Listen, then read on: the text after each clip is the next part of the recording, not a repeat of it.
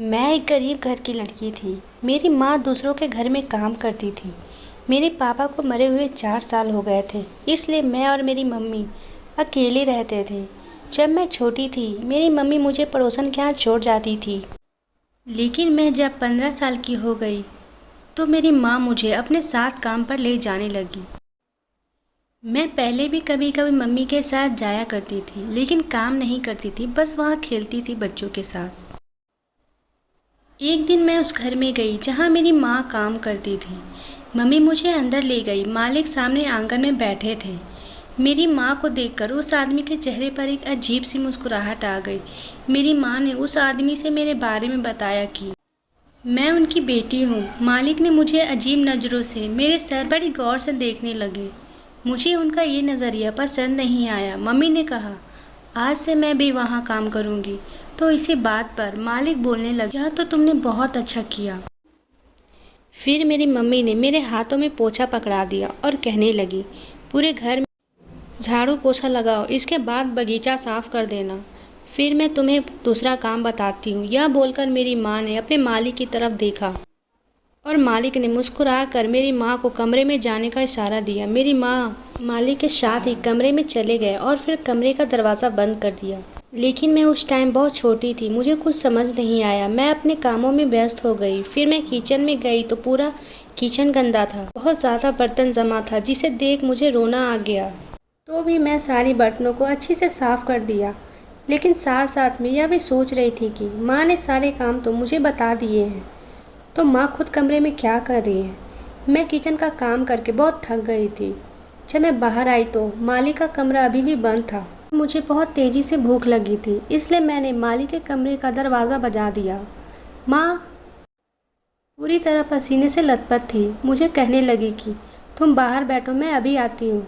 यह कहकर मेरी माँ ने दरवाज़ा फिर से बंद कर दिया। फिर 10 मिनट के बाद कमरे से बाहर निकल कर आई और मुझे अपने साथ वहाँ से ले गई। माँ की आंखें सूजी हुई थी, जैसे लग रहा था माँ बहुत ज़्यादा रोई हो। मैं सोच रही थी कि आज मैंने सारा काम ख़त्म किया। माँ तो पूरे दिन मालिक के कमरे में थी। सारा काम तो मैंने ही किया था। मेरी माँ को देखकर ऐसा लग रहा था बहुत ज़्यादा थकी हुई नज़र आ रही थी। न जाने क्या होगा जिससे मेरी माँ बहुत ज़्यादा थक गई हो। मेरी माँ सबसे पहले घर जाके अपने कमरे में चली गई और दरवाजे को अंदर से बंद कर लिया। मुझे बहुत ज़ोर से भूख लगी थी। खाने को भी कुछ नहीं था घर पर। 1 घंटे बाद मेरी माँ कमरे से बाहर आई। मैंने माँ से कहा, मुझे जोरों की भूख लगी है। माँ ने कहा, जाओ तुम बाहर से सब्ज़ी ले आओ, मैं तुम्हारे लिए रोटी बना देती हूँ। मैं गई और बाहर बाज़ार से सब्ज़ी ले आई और इतने देर में माँ मेरे लिए रोटी बना चुकी थी। माँ और मैं खाने को बैठी। खाते खाते बातों ही बातों में मैंने कहा, माँ मैं कल तुम्हारे साथ काम पर नहीं जाऊँगी। बहुत बड़ा घर है, मैं काम करते करते थक जाती हूँ। मेरी माँ कहने लगी, तुम बड़ी हो गई हो, इसलिए काम करने की आदत डाल लो। माँ की उम्र दिन पर दिन बढ़ते जा रही थी। ऐसे में माँ अकेले घर का खर्चा नहीं उठा सकती। माँ की मजबूरी सुनकर मैं चुप हो गई और मैं भी काम पर जाने लगी। लेकिन अब तो रोज़ रोज़ ही काम था। माँ अपने मालिक के साथ कमरे के अंदर चली जाती और मैं सारा काम करती हूँ। मुझे वहाँ पर गुस्सा भी बहुत आता और हैरानी भी बहुत होती है। मम्मी जब कमरे से बाहर आती तो पसीने से लथपथ रहती और चेहरे पर थकावट नज़र आती है। मैंने माँ से कह दिया कि आप तो कोई काम ही नहीं करती, देखने में थकी हुई क्यों लगती हो, जैसे सारे घर का काम तुमने ही किया हो। वह कहने लगी कि मैं कौन सा आराम करती हूँ, मेरा काम तो। यह बोलकर चुप हो गई। उन्होंने एक लंबी सांस ली और रोने लगी। गरीबी एक बहुत बड़ी मुसीबत है। माँ घबरा गई इस वाक्य को बोलकर। उन्होंने एक लंबी सांस ली और रोने लगी। गरीबी एक बहुत बड़ी मुसीबत है, जिस घर में लग जाए बर्बाद कर देता है।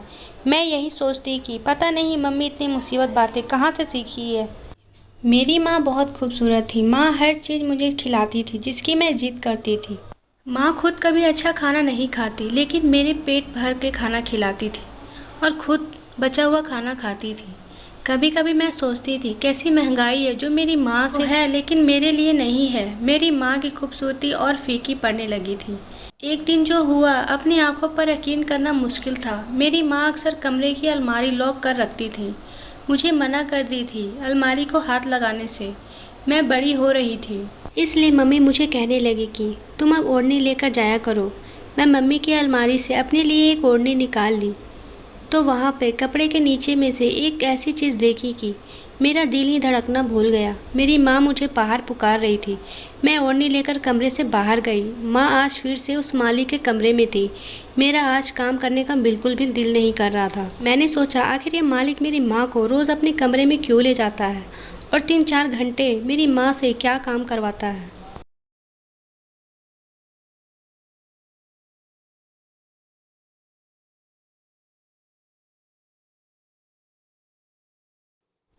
मैंने पता लगाने का सोचा। मैं मालिक के दरवाजे के पास जाकर खड़ी हो गई और मैंने दाएं बाएं देखा कि शायद मुझे कोई खिड़की नज़र आ जाए जिसमें मैं अंदर जा सकूं कि मम्मी अभी क्या काम करती है, कितनी थकी हुई होती है, लेकिन वहाँ कुछ दिखाई नहीं दे रहा था।